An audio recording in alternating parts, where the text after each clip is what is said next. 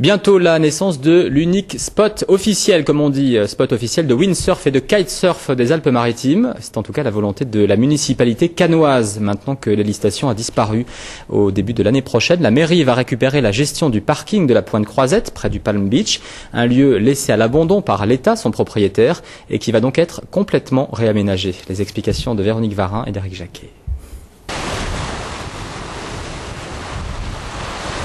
Un espace de liberté.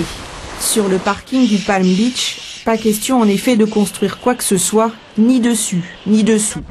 En récupérant début 2008 la gestion de ce site, propriété de l'État, la mairie souhaite simplement réhabiliter cette pointe avec vue imprenable sur les îles de Lérins pour en faire enfin et sans restriction un lieu accueillant. Un espace qui soit ouvert, public, où chacun puisse venir, comme aujourd'hui, avec les mêmes usages, la planche à voile, le kitesurf, la promenade, le parking, et parallèlement de le faire plus propre. Ce qui signifie que l'on va protéger la pratique de la planche à voile, que l'on va garantir le fait que ce sera un spot pour le kitesurf et l'un des plus beaux de la Méditerranée.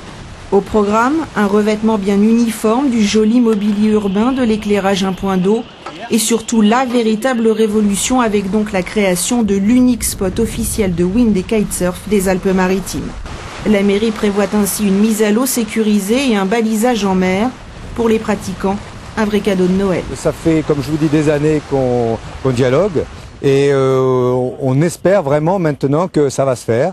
On a du soutien, au moins pour l'instant un soutien oral, et on attend effectivement que le projet soit mis en place et ça confirmera tout le bien fondé de notre démarche. Ça fait toujours plaisir un peu quand on s'intéresse à nous, on pense un petit peu à nous parce qu'on a vraiment l'impression d'être un peu les parents pauvres de la voile. À charge ensuite pour les pratiquants de respecter les règles de sécurité et de bonne conduite. L'espace de liberté beau et accueillant promis par la mairie devrait devenir réalité en mai prochain.